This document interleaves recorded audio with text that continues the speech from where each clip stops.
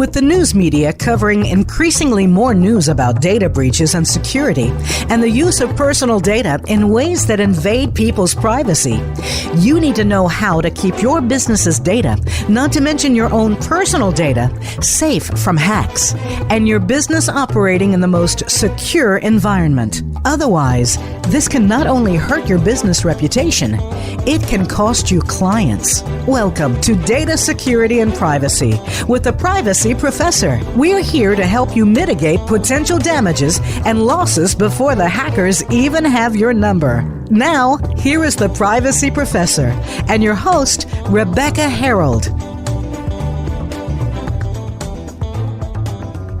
Hello and welcome to Data Security and Privacy with the Privacy Professor. I'm Rebecca Herold, your host. Thank you for joining us. Welcome to the 74th episode of my show. I do this show to help raise awareness of information security and privacy risks and issues, and I also do it to provide worldwide listeners with practical tips and actions to help improve information security and also to help you to better protect your privacy. Please subscribe to my show on iTunes, iHeartRadio, Google Play, Podtoppin, or whatever your favorite podcast or news app is. And please subscribe to my show on the VoiceAmerica Business Channel website. Then you'll be notified just as soon as each new show is available.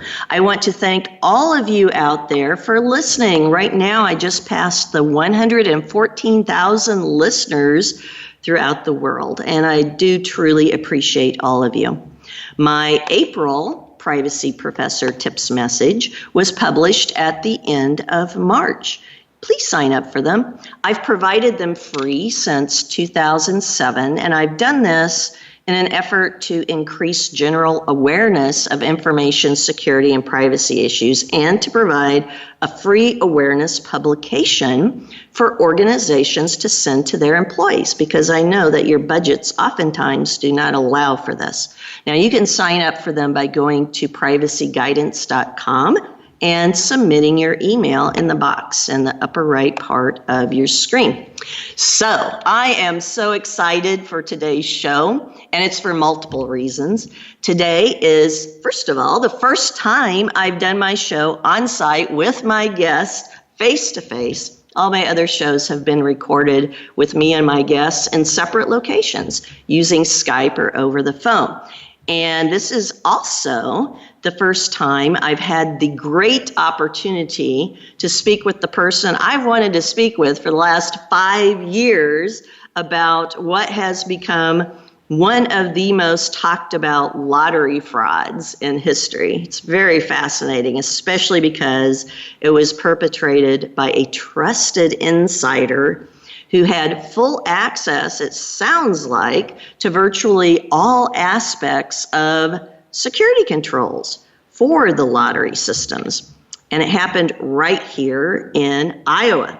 So I'm talking about the Iowa lottery fraud.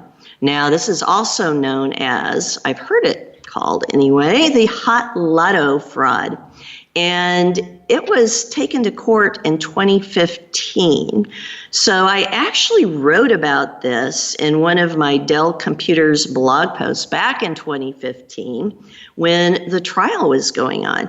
And I thought about the theoretical ways that I thought at the time that Eddie Tipton, who was the Information Security Director at the Multi-State Lottery Association, might have accomplished that fraud, taking advantage of not only his insider trusted access to the lottery equipment and systems, but also he was the information security officer. Good grief. So he had access to so many different settings, and he had in-depth insight into how everything worked.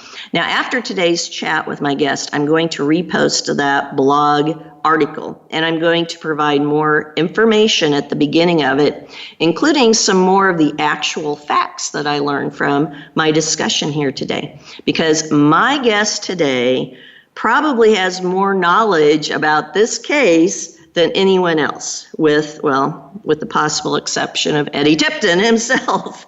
So why does he have this insight? Because today my guest is Rob Sand. Now, Rob is from right here in Iowa. He was the Assistant Attorney General in the Iowa Attorney General's office from 2010 through 2017. And in 2018, Rob was elected Iowa State Auditor.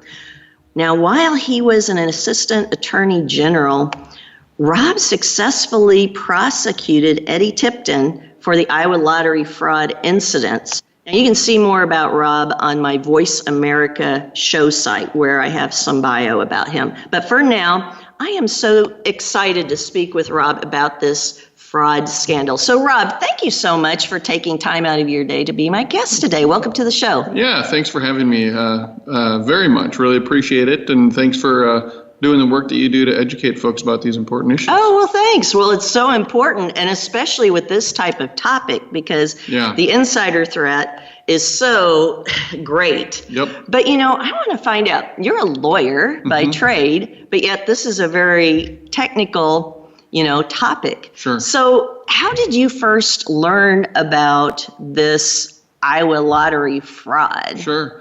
My boss was retiring, and as he retired, it was one of the cases on his desk that needed to get put on someone else's. And I was the youngest person in the office.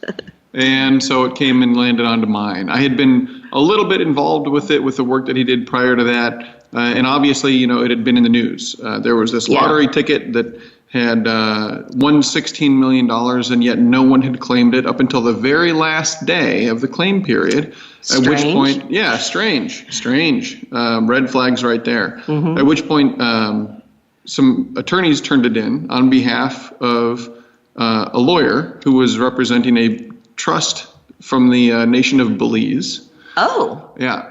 And very unusual in Iowa. Very unusual in Iowa. Very unusual. More red flags. Mm-hmm. And then when the Iowa lottery refused to pay out because the questions that they had about who had bought the ticket and who had possessed it were not getting answered, the claim was withdrawn. So somebody said that their privacy was worth $16 million to them. Wow. Another red flag. So it had been this mystery in the office that no one had quite unraveled, and as my boss was retiring, he said, "Here."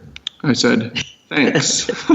Yeah. Well, thanks a lot. That's the way it always goes, though, right? I know usually the newest person and youngest person gets the things that oftentimes maybe everyone else doesn't want, or maybe it's like, That's right. So, you've given a good overview of the red flags and why this seemed suspicious, but you didn't volunteer to take the case. Did you have any IT background when you got this case? Only enough to feel slightly more comfortable than a lot of folks. Okay. When I was in high school, growing up in Decorah, Iowa, I had actually done tech support and web design for a local ISP, internet service provider, and so. But I had done some coding. I was pretty familiar with HTML, which back then was what everybody used. Mm-hmm.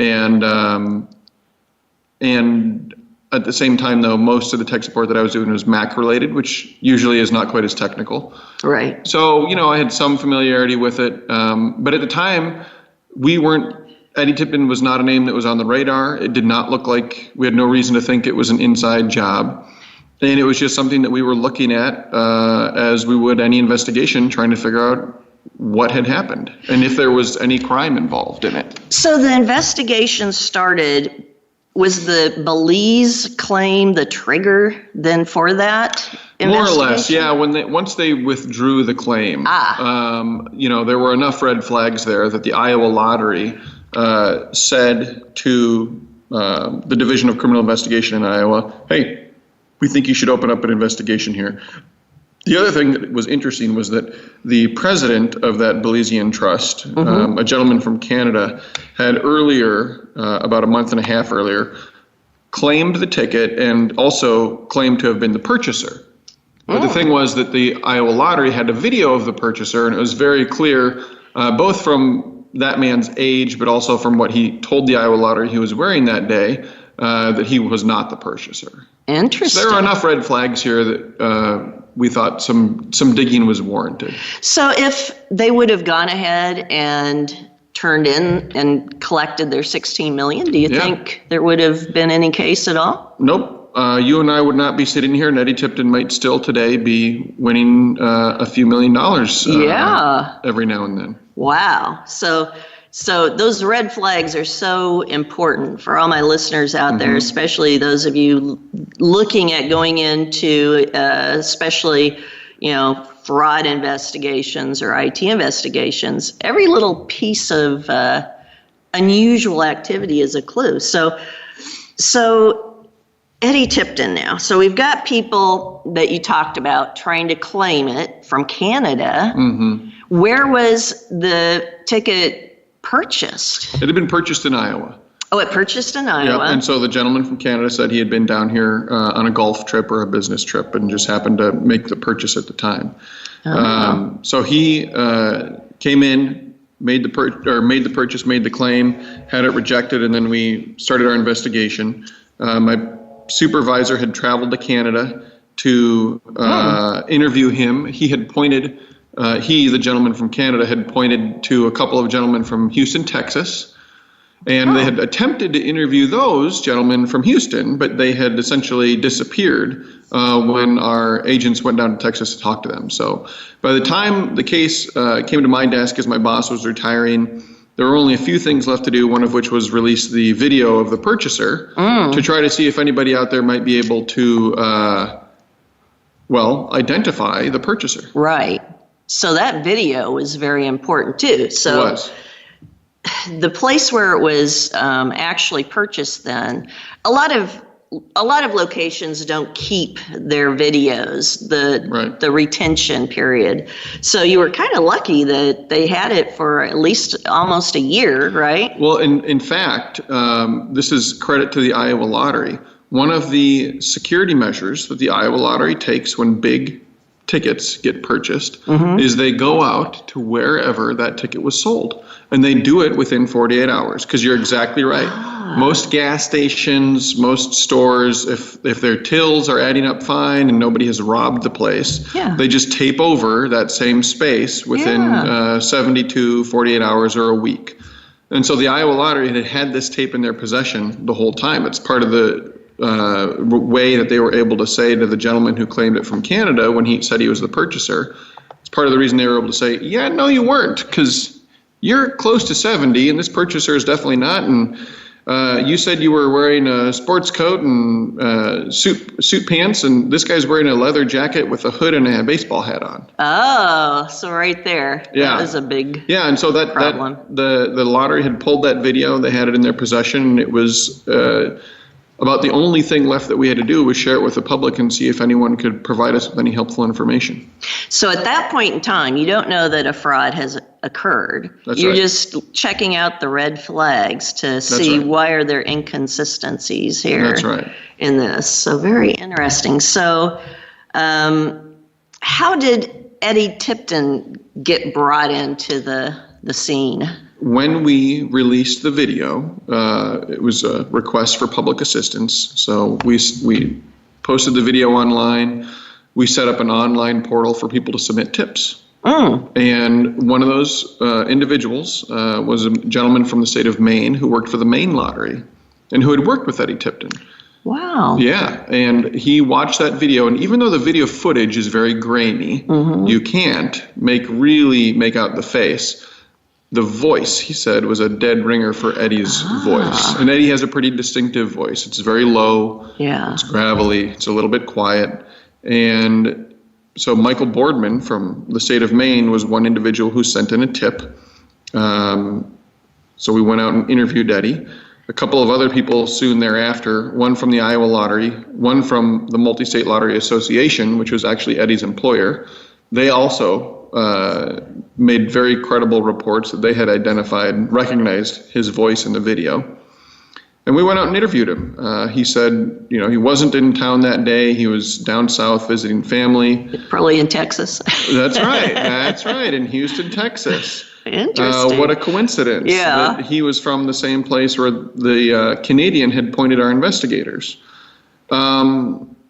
And so, he also didn't disclose at the time that his job as director of security actually meant information security. Oh. And so, in fact, his job included writing the code that is supposed to pick the random numbers. Well, that's convenient. It's quite convenient. So we worked on his alibi. We went and got his phone records and bank records, and they showed, in fact, that he had been in town on that day. He had been at a Walmart in the Des Moines area, and then you could watch his phone ping off towers all the way down to Texas because he left that day. So he had been in town in the morning and then left.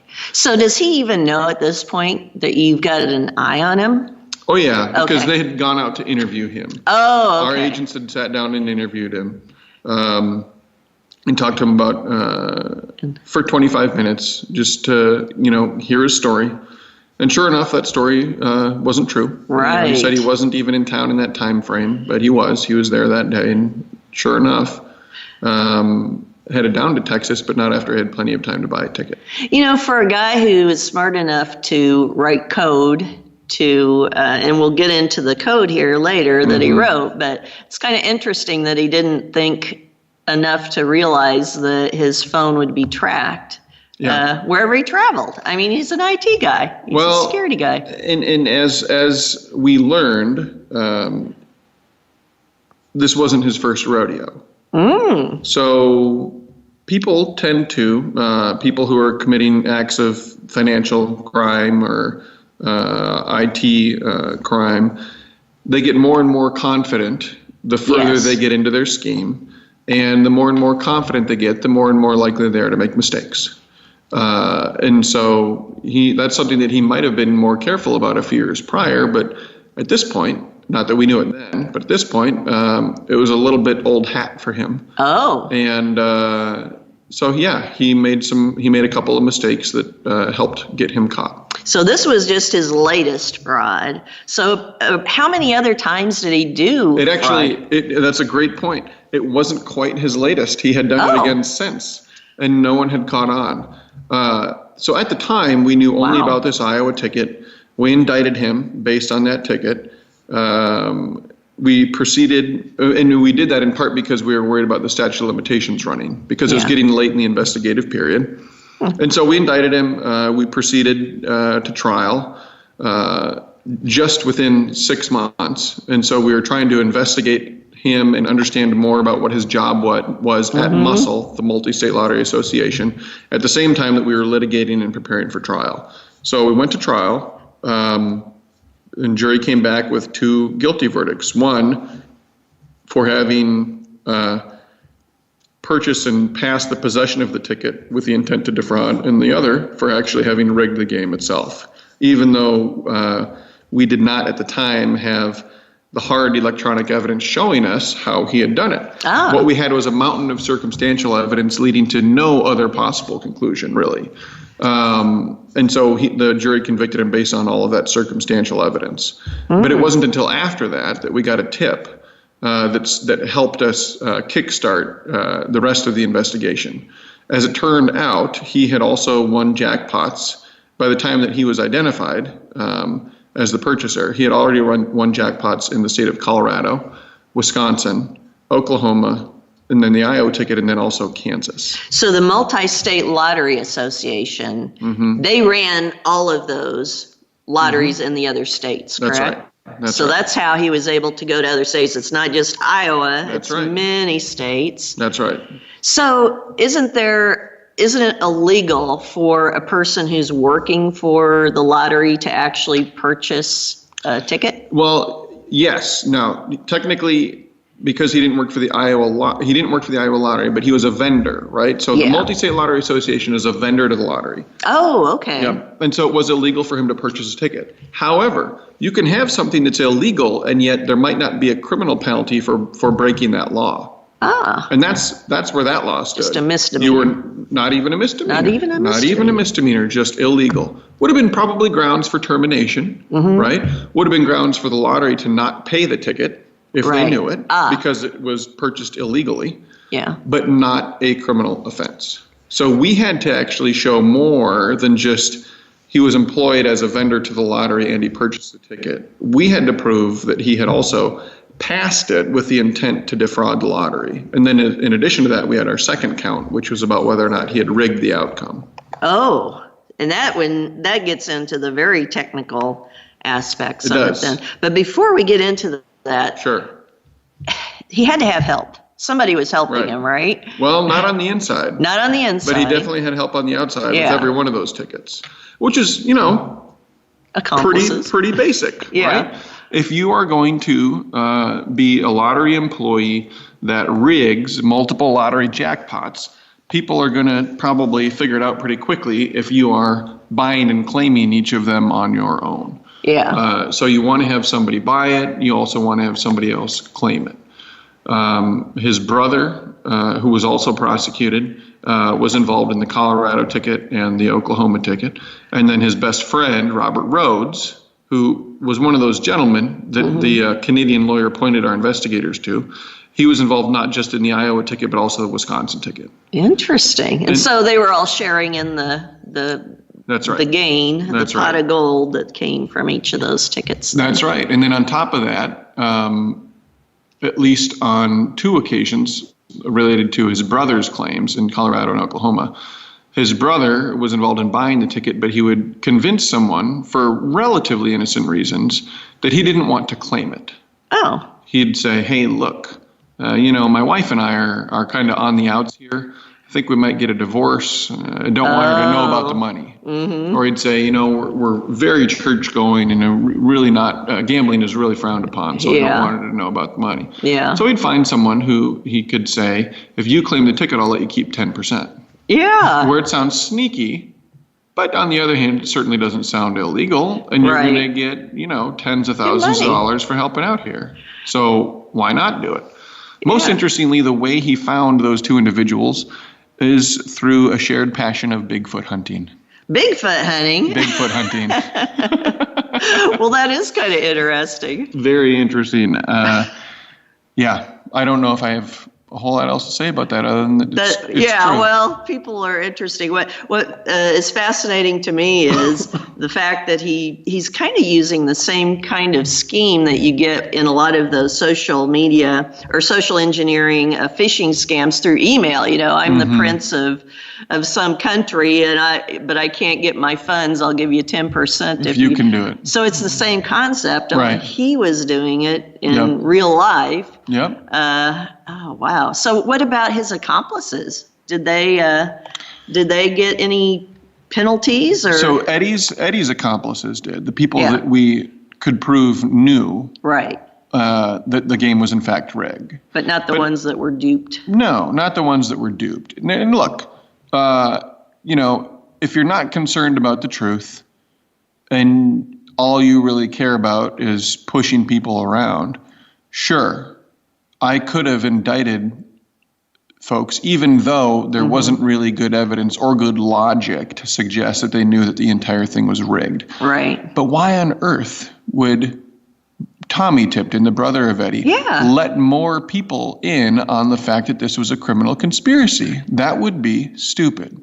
Yeah. There is no good reason for him to do that when he can get them to do what he wants them to do by keeping them at arm's length from that knowledge. Right. Because the more people you tell that it's a criminal conspiracy, number one, they're going to be less likely to cooperate. Number two, that's just one more person who could go blab to the authorities about the fact that it's all rigged. Right. So there's no good reason for us to do that. Those individuals, even if they financially benefited, the money that they received, we expected, and the restitution order requires the Tiptons to pay it back. Because they were the ones that caused the loss to the victims. Right.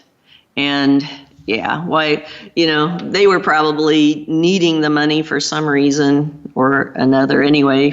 But a secret is not a secret if more than one person knows it. That's right. That's right. It's hard to get away from it. Right now we have to take a quick break for our sponsors. So I'm speaking today with Rob Sand, the current state of Iowa auditor and former Iowa Assistant Attorney General. And he had a successful prosecution of Eddie Tipton for the Iowa lottery fraud case in 2015. And we're going to get into the technicalities when we come back from our break. So I'm your host, Rebecca Herold, the Privacy Professor. You can contact me with questions and comments about this show, as well as show topic suggestions using my email, rebeccaherold@rebeccaherold.com, and also through my privacy guidance site. Please stay with us. We'll be right back after these important messages from my sponsors.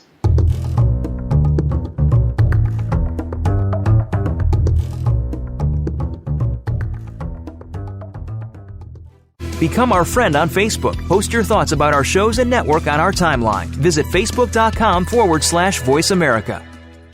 The Privacy Professor is your trusted source for effective information security, privacy, and compliance advice, compliance tools, education, consulting, expert witness services, and board positions. Visit us online at privacyprofessor.org. Rebecca Herold and Associates offers information security products, privacy and compliance tools, education, and consulting. Rebecca also provides keynote speeches and her free Privacy Professor monthly tips messages. She has published since 2007. Visit privacyprofessor.org for help and answers to your questions.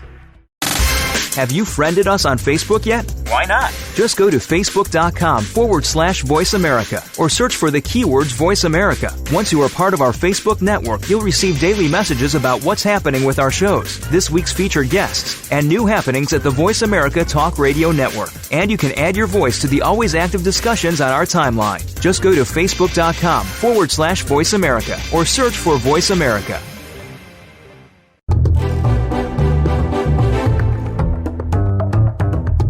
You are listening to Data Security and Privacy with the Privacy Professor. If you have a question or comment about the program, feel free to send an email to Rebecca Herold at RebeccaHerold.com. That's Rebecca Herold at RebeccaHerold.com. Now, back to Data Security and Privacy with the Privacy Professor.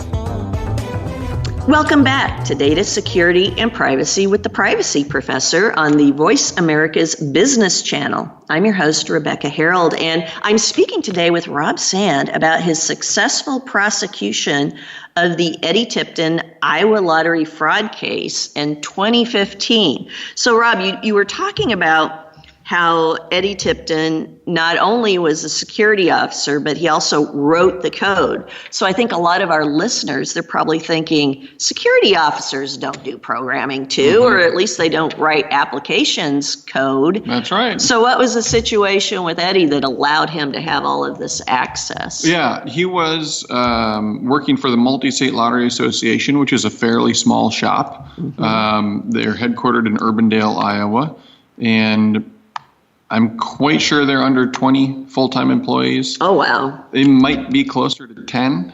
It might be 15, but somewhere in there. But, you know, it wasn't a big organization. And although they had some checks and balances, including a third-party verification system, Eddie knew where the checks and the balances were. Right. Eddie knew what exactly it was that the third-party verifier did and what they didn't do. And so Eddie really, at the end of the day, knew what the entire system was and how to essentially get some false code in there that wouldn't pick random numbers, that would pick numbers he would be able to predict. So for our listeners, he wrote code for a system, and the system randomly generated the lottery numbers. It's not like a lot of people might be thinking, oh, well, those are balls that you pick out of a cage, but it's not like that, right? Yeah, Powerball is named Powerball because they pick numbers out of a cage on balls, yes. Hot Lotto and Wisconsin Megabucks game and 2x2, the game that they won down in Kansas, these were all RNG, random number generator based games that the Multi-State Lottery Association ran. And so he was involved in building the computers themselves, in addition to writing the code that the computers would use to actually pick random numbers. So yeah, not a ball based game, but an IT based game. Yes. Well, and what's interesting with that too, I mean, I started as a systems engineer, but it was for a large Fortune 100 company. And I know my code always got reviewed and tested before it would be put into production. He was in a small area, so he probably didn't have anybody even auditing his code or looking at it before they started using it. So they did, but again, he sort of knew what to expect from their audits. So when this started, when he wrote this false code that wasn't a random number generator code, the third-party verification went like this. They would review the source code, and they would review the compiled code, and they would also then test it for randomness. However, prior to, I believe, 2008, they would review the source and the compiled code by having Eddie attach both of them to a single email and send them to him. Oh my gosh. Which, for the uninitiated, means that you're taking Eddie at his word that the compiled code is, in fact, from the same source code that he is sending you. After 2008, they changed that system, and they had him provide remote access to his desktop so they could watch him compile the code. Oh. A little bit better, right? An improvement, still not perfect. What they should have been doing this whole time is just spending, the $500 to get somebody a plane ticket and a hotel room and fly them out to Iowa to make sure that they're standing over his shoulder watching everything he's doing while he's doing it. Right. Because even if you're remoting in, you're not going to see every keystroke. Oh, no. You're not going to necessarily see every mouse click. And you're not going to see every monitor if he's got multiple monitors hooked up. So even that second system still wasn't robust enough. They were not investing enough in their security to make sure that it was preventing problems. But prior to that, it was just laughable, right? You literally laughed when I told you what it was they were doing. I was just thinking, not only that, even the second way. I mean, when I put on my criminal perspective, I'm thinking, I'll just send them, a good program, even if somebody's there watching me, they'll watch it, and then I'll replace that program later with my own, program to do fraud. And the way that it worked allowed for it to almost always be tested for randomness and pass the test. So what Eddie did was he used a very basic random number generator called a Mersenne twister. It's pretty standard, and that's what it would use to generate random numbers based off of a seed. The computer itself used a piece of radioactive material and then a Geiger counter to generate the actual seed itself.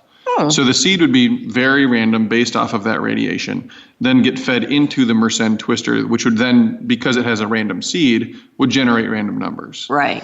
What Eddie did instead was he sent them source code that was clean source code.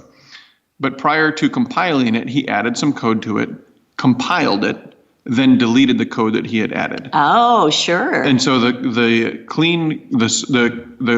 source code that you and I or anyone with some coding experience can actually read looks clean, but then the compiled code, the zeros and ones that the computer reads, has something else contained in it entirely. Right. And that's one thing I think for our listeners, it's very hard to look at the compiled code and tell with any degree of true accuracy that, that came from the source code. And you'd have to get it essentially reverse engineered. Yeah. Which we were able to have an expert do. Credit to the Wisconsin Attorney General's office and the Wisconsin Division of Criminal Investigation. When they found the Wisconsin ticket up there, they really pitched in and helped out. The computers that had been used in Iowa to draw the Iowa number had been wiped to Department of Defense standards 3 times and then spiked and destroyed. So we could never pull anything off of them. But when we had the Wisconsin computer, they had actually just put their unit in storage, and it had just been sitting there. So they were able to go in, get the programs, and provide it to an expert who was able to then review what had been done and what had been used on there to actually figure out what the extra code was. So that extra code, and the reason that it was this, and the reason that it was able to surpass randomness testing will become very clear as I describe it. What it would do is, prior to the computer itself going to the Geiger counter to retrieve a seed, it would first ask itself 3 questions.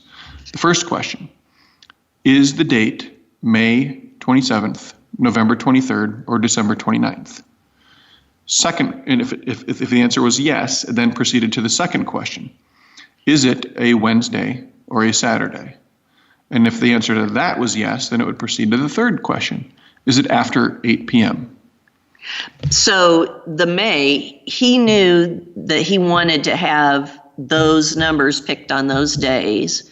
The actual after 8 p.m. was because the drawing was after 8 p.m. And the drawings were only on Wednesdays and Saturdays. Wednesdays. Okay. So he had 3 days a year where if the program was running on a day, if that day fell on a Wednesday or a Saturday, and if the drawing was occurring after 8 p.m., it would not end up being random. But how often would your randomness testing occur then? Almost never. Right. He just knew that there would be, on average, once a year, because usually out of those 3 dates, one of them would fall on a Wednesday or a Saturday. Right. He just would know that there would be about once a year where he would be able to predict within a very good degree of certainty what those numbers would be.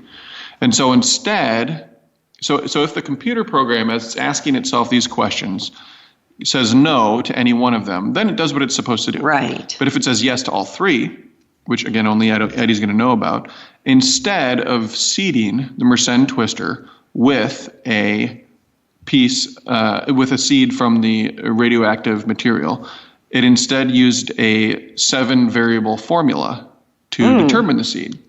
And the variables in that formula were all variables that Eddie Tipton was very familiar with. Yeah. It would have to do with, for example, the state where the drawing was occurring. Okay. It would have to do with how many different CPUs, how many different RNG computers they had set up as a part of their draw arrangement. It would have to do with how many times he expected them to restart the computers before conducting the actual draw. But because he was the security consultant for all of these, he was able to know to a high degree of certainty what those numbers would look like, meaning he could fairly accurately predict what that seed was going to be. And then the thing is, here, a Mersenne twister is technically a pseudo random number generator. It doesn't actually give you truly random numbers. It is only random if you don't know what your seed is going to be. But if you know within a good degree of certainty what your seed is going to be or what the range of it is going to be, you can actually predict what the outcome of those numbers is going to be.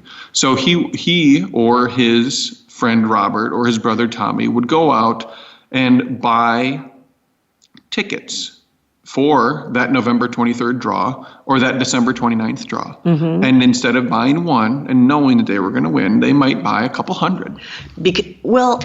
And they didn't know the exact numbers, though. That's right. Because it was a range of combinations. But you and I, for example, would literally be making our guesses based off millions of combinations. Yes. They would just have a couple hundred combinations that they would need to play. So you make a very small upfront investment. You know, you spend a couple $100, a few $100s on lottery tickets, but you're pretty much guaranteed that one of them is actually going to be a winner.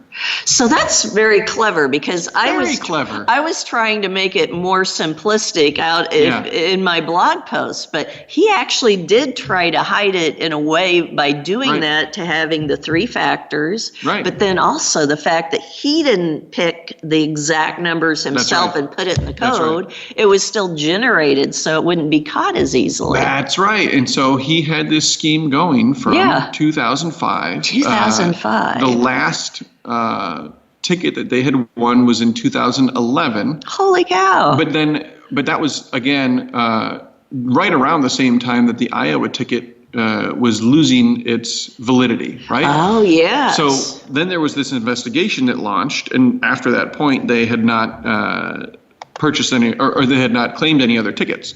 So had we not launched the investigation, had we not done the investigation, had we not released the video that identified him, had we not brought charges against him, technically speaking, that might not happen, but he could be sitting there today in 2020 if that same piece of code was still in use. Yes. And he could be still winning rigged jackpots. In fact, that piece of code was still getting installed in computers, in random number generators coming out of muscle as recently as August 12th, 2013. Oh, no. Yeah, it happens to be my birthday.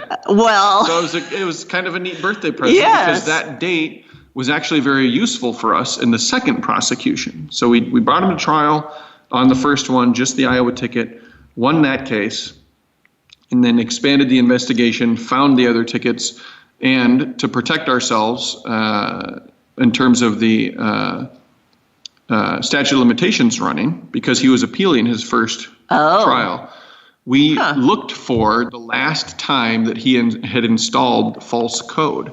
And as it turns out, August 12th, 2013 put us within the original 3-year statute of limitations. And so we could use that as part of his ongoing criminal conduct to make sure we captured all of his conduct without having to depend on an extension to the statute of limitations. Oh, good. Yeah. So what about the physical aspect? Because it seemed like in the news reports, they were talking about how the machine, the computer, was in a secured room. Oh, yeah. With surveillance cameras. Oh, yeah. So how do you get around those surveillance cameras? Launching that, or picking those numbers is like launching a nuclear missile.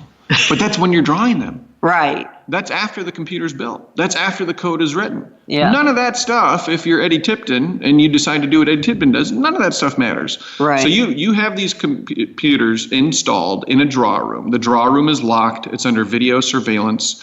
When you go in, you've got to have your key. You go in with an auditor. You have 2, 3, or 4 computers installed in the room. Right. You might flip a coin or have another way to choose which one you're going to use. You then approach that computer. Your staffer has one key. Your auditor has another key. They both have to put their own different keys in and use them to unlock the computer after the auditor checks the seal on the computer to make sure it matches the auditor's records. Right. Then you finally have access to the computer and you run your test draws. So you have 3 people that are involved, the 2 with the keys, the auditor. And then the auditor's got a key, and then you've got your staff with the key, and then you've probably got your draw manager. So usually 3 people. Plus a surveillance camera, so it knows who's in there. But none of that matters if long before those computers were even built, the code itself was installed and was false. So he didn't even need to get into the room. As it turns out, no. But we, prior to us learning all of this, when we were trying the original case in Iowa, when we just knew about the one Iowa ticket, our theory was that, and there's still decent evidence to support it. Our theory was that we knew he had actually been in the draw room. Oh, wow. Just about a month before the draw, which was very unusual for him. Right. The computers, the RNG computers, they have no internet access, and so their clocks occasionally diverge from the actual time. And so he had been in with the purpose of correcting the clocks. Like daylight savings time change or something? Yeah, or just a slight drag, so you might be off by a minute, you know? However, the cameras that were running at the time were only recording about 1 out of every 80 seconds. Oh, 1 out of 8. So that would look weird, though, wouldn't it? If you looked at the video. 1 out of every 80. So you would see only his movement where he happened to be for 1 second out of almost a minute and a half.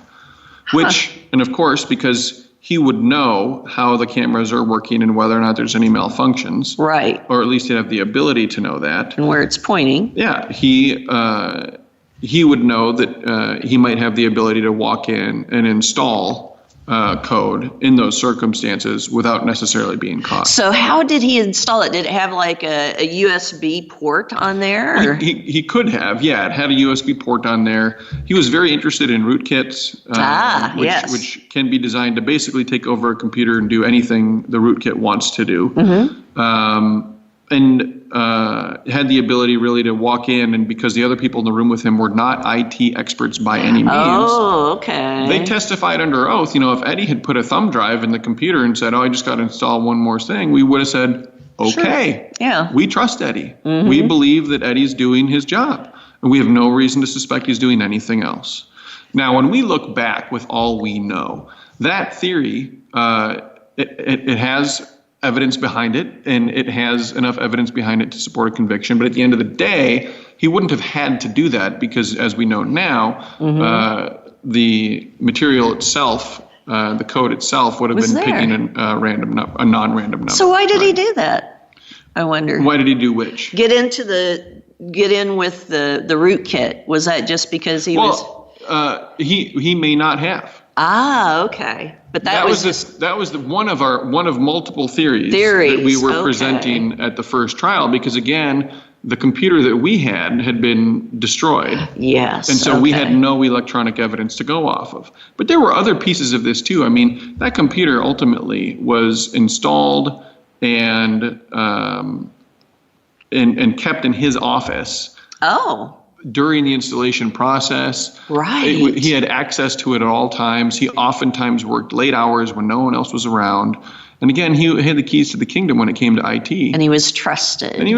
And so even though we presented evidence that he could have gone in on that date when he was in the draw room and actually installed a rootkit at that time, we also presented evidence that he wouldn't have necessarily had to. Right. Because he always had access to that computer. And at the end of the day, he also wrote the code that picked the random numbers, right? Yeah. So that jury, when they were looking at this, knew that there were lots of ways that he could do it. And at the end of the day, the question really was, do you think that he just so happened to randomly decide to buy a ticket that turns out to be a winner, but then he doesn't claim, and somehow it ends up in the hands of this guy from Canada who just so happens to point out this guy in Texas that he got it from, who also coincidentally just so happens to be Eddie Tipton's best friend. Right.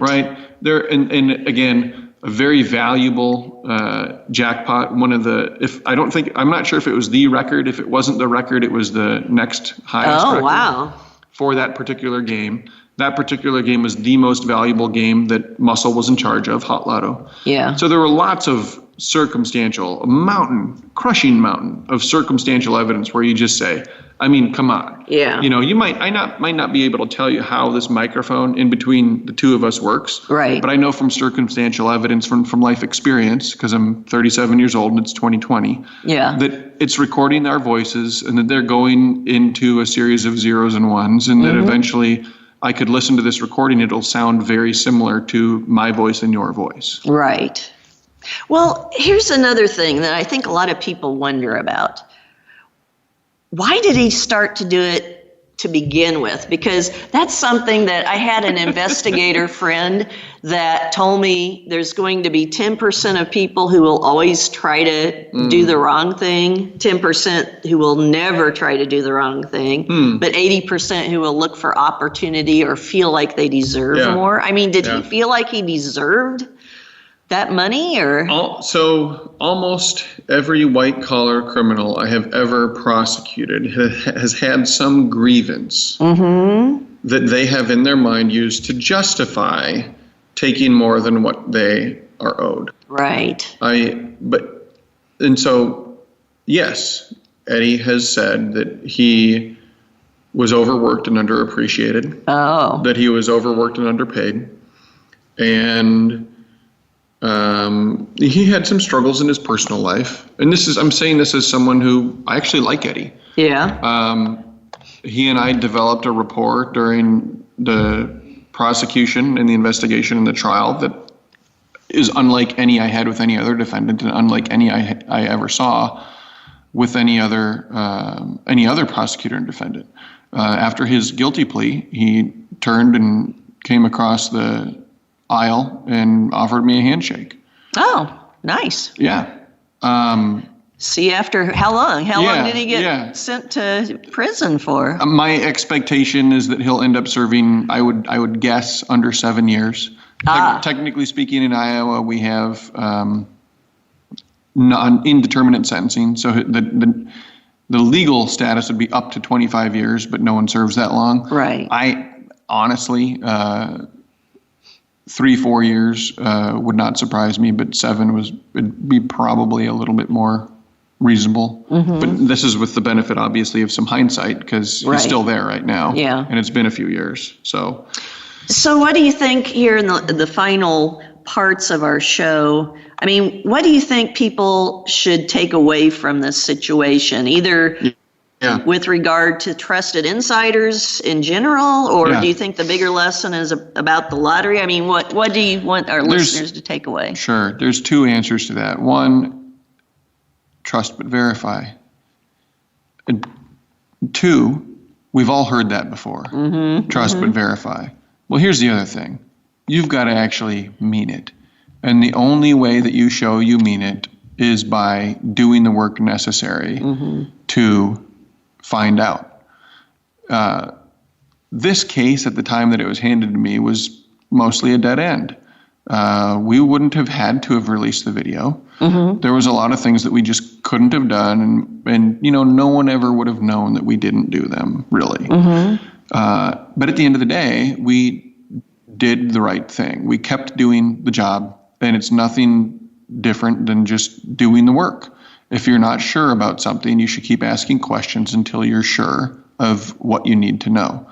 And if you haven't done that, then you're probably not doing what you're supposed to, and you are trusting and you're not verifying. Verifying takes work. Yes, and always follow up on those red flags, because usually they could be, not mean anything, or they could mean somebody's. How much was the lottery? That's right. Well, how much was it? Like $16 million? $16 million for the Iowa ticket alone. Holy cow. At the end of the day, you follow up on the red flags because they might be nothing, or they might lead you to unraveling the largest lottery rigging scheme in American history. In American history. That's right. That's going to be quite the thing for his ancestors to look back on now, too. Indeed. So, well, thank you so much for being on today and talking about this. Thanks for having me. It's been very instructive. And I know now where my theories had holes. It's just fascinating to me that he had the 3 different factors as opposed to the more simplistic ones. So he had to think that through. Yeah. So today I've been speaking with Rob Sand, current auditor for the state of Iowa and formerly an assistant attorney general for the state of Iowa, who successfully prosecuted Eddie Tipton in the Iowa lottery fraud case in 2015. Please send your feedback about this show. Would you like to hear more about this topic or similar topics? Just let me know. And let me know if you have another topic to suggest. My email is RebeccaHerold@RebeccaHerold.com. If you cannot make our scheduled live time or first aired time on the first Saturday of each month, you'll be able to listen to the recordings. And of course, you can find recordings of all my past shows on iTunes, Mobile Play, TuneIn, and of course, all the other podcast channels that are out there. In addition to the VoiceAmerica.com Business Channel website. And just get in touch with me if you ever have any needs for security or privacy.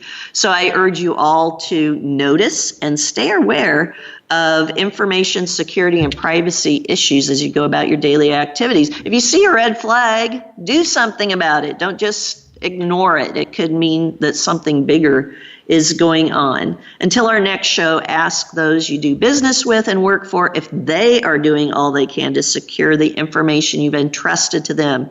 Be privacy aware in the month ahead. Bye for now.